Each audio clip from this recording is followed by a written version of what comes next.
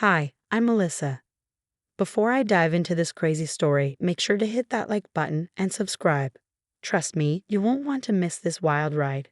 So here's a bit about me. I'm a 38-year-old single mom, working hard as a paralegal to give my daughter, Allison, the best life possible. It's been just the two of us since my ex, Jack, decided that fatherhood wasn't for him when Allison was 5. Fast forward to now. Allison's 17 and the light of my life. She's smart, kind, and beautiful inside and out. When Allison told me about prom, I was over the moon. Mom, Tyler asked me to prom. She squealed after school one day. I hugged her tight and said, "That's amazing, sweetie. We need to find you the perfect dress." Little did I know, that dress would cause more drama than I ever imagined. You see, there's a catch to our little family. My ex-mother-in-law, Barbara, and my ex-sister-in-law, Karen, are still in our lives. Don't ask me why. It's complicated. Let's just say they're about as pleasant as a root canal without anesthesia. When Allison mentioned prom at our monthly family dinner, you should have seen their faces. Barbara pursed her lips. Prom? Isn't that a bit frivolous? Karen chimed in, "Yeah, shouldn't you be focusing on college applications?" I bit my tongue, but Allison, bless her heart, stood her ground. "I can do both, Aunt Karen. I'm excited about prom." The tension was thicker than Barbara's infamous meatloaf. Later, while dress shopping, Allison found this gorgeous blue gown that made her eyes sparkle. "Mom, it's perfect," she gushed. I checked the price tag and winced. It was steep. But seeing Allison's face, I knew it was worth it. "You're going to be the belle of the ball, sweetie," I said, swiping my credit card. When we showed Barbara and Karen the dress, their reactions were interesting. Barbara sniffed. "It's a bit revealing, don't you think?" Karen added, "And that color. It's not really your best, Allison." I saw Allison's face fall and felt my blood boil. "I think she looks beautiful," I said firmly. Over the next few weeks, Allison was all about prom prep. She and her friends were constantly chatting about corsages, limos, and after parties. But every time Barbara or Karen were around, they'd make these little digs. "You're not wearing heels, are you? You'll tower over poor Tyler," Karen would say. Or Barbara would chime in with, "I hope you're not planning on staying out too late. It's not ladylike." I tried to shield Allison from their negativity, but I could see it was getting to her. The night before prom, Allison was a bundle of nerves and excitement. We were doing last-minute prep. Nails, hair, the works. "Mom, what if something goes wrong?" Allison fretted. I squeezed her hand. "Nothing's going to go wrong. Tomorrow's going to be perfect." As I hung up Allison's dress, making sure it was wrinkle-free for tomorrow, I had no idea of the storm that was about to hit. Sometimes the people you think you can trust are the ones you should watch out for the most. I had to run to the store for some last-minute items. Hairspray, bobby pins, you know the drill. Barbara and Karen offered to come over and help Allison with some final preparations. "That's so nice of you," I said, surprised by their sudden enthusiasm. As I left, I saw them heading upstairs with Allison. I should have trusted my gut feeling that something was off, but I pushed it aside, wanting to believe they were finally coming around. Little did I know, that decision would lead to a night I'd never forget, and not in a good way. I rushed back from the store, excited to surprise Allison with her favorite snacks for our prom prep night. As I pulled into the driveway, I noticed Barbara and Karen's cars were still there. Weird. I thought they'd be gone by now. I quietly entered the house, hearing hushed voices, and was that the sound of scissors? My heart started racing as I crept up the stairs. Nothing could have prepared me for what I saw when I pushed open Allison's bedroom door. There, in the middle of the room, stood Barbara and Karen, scissors in hand, surrounded by blue fabric scraps. My daughter's beautiful prom dress lay in ruins on the bed. "What the hell are you doing?" I screamed, dropping the shopping bags. Barbara and Karen whirled around, faces pale. "Melissa, we were just," Karen stammered. "Just what?" "Destroying my daughter's dress? Have you lost your minds?" I was shaking with rage. Barbara stepped forward, chin raised defiantly. "We're doing what's best for Allison. That dress was inappropriate." "Inappropriate? It's a prom dress, not a stripper outfit." I couldn't believe what I was hearing. Karen chimed in. "We were just trying to protect her reputation. You wouldn't understand." Suddenly, memories flooded back. The snide comments about my parenting, the accidental spills on Allison's favorite clothes, the times they'd conveniently forgotten to pick her up from school. It all made sense now. You've always been jealous, I realized aloud. You can't stand to see Allison happy. Barbara scoffed. Don't be ridiculous. We love Allison. Love? This isn't love. This is control and manipulation. I shot back. Just then, I heard a gasp from the doorway. Allison stood there, eyes wide with horror as she took in the scene. My dress, she whispered, tears welling up. I rushed to her side, pulling her into a hug. Oh, sweetie, I'm so sorry. Allison broke down, sobbing. Why would they do this? Grandma, Aunt Karen, how could you? Barbara had the audacity to look offended. We were trying to help, dear. That dress was much too revealing. Get out, I growled, my voice low and dangerous. Get out of my house right now. Karen tried to protest, but we were just. Out, I roared, pointing to the door.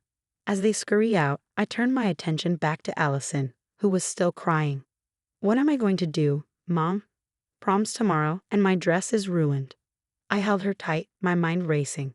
How was I going to fix this? The dress shops would all be closed by now. We'll figure something out, sweetie, I promise, I said, trying to sound more confident than I felt.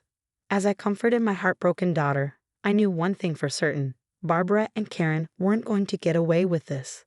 They'd finally gone too far, and it was time they faced the consequences of their actions. But first things first, I had a prom dress to magically produce in less than 24 hours. Talk about a mother's worst nightmare. As Allison finally drifted off to sleep, exhausted from crying, I sat at the kitchen table, my mind racing. This wasn't just about a ruined dress anymore. It was about years of manipulation and cruelty. I picked up my phone and dialed Jack, my ex. We need to talk. It's about Allison. 30 minutes later, Jack was at my door, looking concerned. What's going on, Melissa? I filled him in on everything, and his face grew darker with each word. I can't believe my own mother and sister would do this, he said, shaking his head. Believe it. And it's not just this. Remember when Allison didn't get invited to Karen's kids' birthday parties? Or when Barbara accidentally spilled wine on her graduation dress? Jack's eyes widened. You think those were intentional? I know they were, and we're going to prove it. We spent the next few hours calling friends and family, piecing together a pattern of Barbara and Karen's behavior. The stories came pouring in. My friend Lisa chimed in. Remember when Barbara told everyone Allison cheated on that math test? I knew that wasn't true.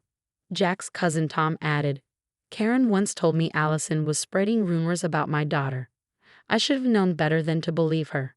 By morning, we had a list of incidents spanning years. It was time to call in the big guns. I reached out to my old college roommate Sarah, who was now a hotshot lawyer. Sarah, I need your help. We met at a cafe where I laid out everything we'd uncovered. Sarah whistled low. This is some serious stuff, Melissa. We're talking harassment, defamation, maybe even destruction of property with the dress incident. What can we do? I asked. Well, legally we could pursue charges, but given its family, there might be a better way to handle this. That's when the idea hit me. The annual family reunion was coming up in 2 weeks. Everyone would be there. Sarah, what if we expose them in front of the whole family? A slow smile spread across Sarah's face. Now that's an idea I can get behind. Let's plan this out. Over the next few days, while helping Allison prepare for prom, thank God for 24-hour tailors and my emergency credit card, we put our plan into motion.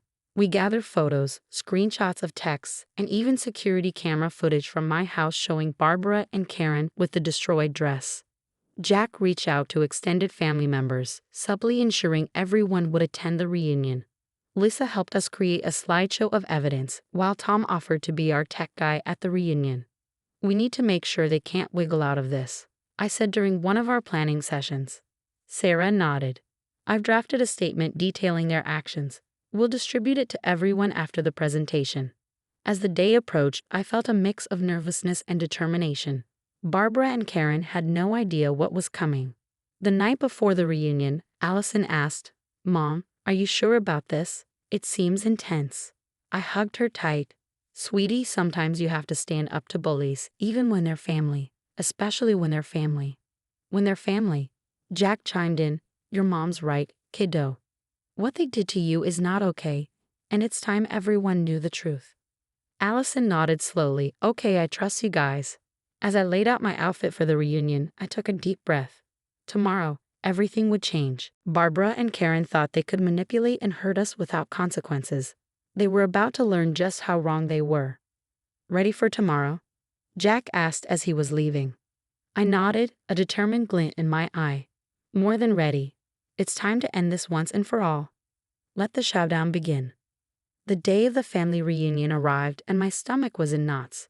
Allison, Jack, and I arrived early to set up our little presentation with Tom's help. As family members started trickling in, I could see Barbara and Karen, all smiles and hugs like nothing had happened. The sight made my blood boil. Once everyone had arrived, I stood up and cleared my throat. Everyone, if I could have your attention, please. There's something important we need to discuss. Barbara looked confused. Melissa, dear, what's this about? I took a deep breath. It's about the years of manipulation, lies, and cruelty that you and Karen have inflicted on Allison and our family. The room went dead silent. Tom hit the lights, and our slideshow began. Last week, Barbara and Karen destroyed Allison's prom dress. I said as the security footage played. Gasps filled the room. We went through incident after incident, the birthday party snubs, the ruined clothes, the vicious rumors. With each revelation, I could see the shock and disgust growing on everyone's faces. Karen jumped up. This is ridiculous. We've never done anything to hurt Allison. But her protest fell flat as more family members started speaking up. Cousin Rachel chimed in. So that's why you told me Allison couldn't make it to my wedding. You said she was sick. Uncle Steve added. And the time you said Allison was talking bad about my son. That was a lie too. Barbara and Karen's faces were pale, their eyes darting around the room, looking for allies. They found none. Sarah stepped forward, her lawyer mode in full swing. What you've done constitutes harassment and defamation, not to mention the destruction of property. We have grounds for legal action. Barbara scoffed. You wouldn't dare. We're family. I locked eyes with her. Family doesn't do what you've done. You've left us no choice. The fallout was immediate. Other family members started sharing their own stories of Barbara and Karen's manipulations.